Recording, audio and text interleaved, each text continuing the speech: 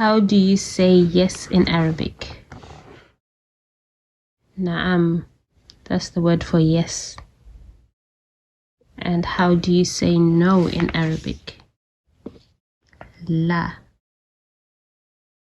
So in this example, they've asked, Ahada baytun, is this a house? And you say, yes, this is a house. Na'am, hada baytun. And here they've asked, is this a key? Ahada miftahun? La, hada qalamun. No, it is a pen. And here as well, la means no. So they've asked, ahada sarirun? Is this a bed? La, hada kursiyun.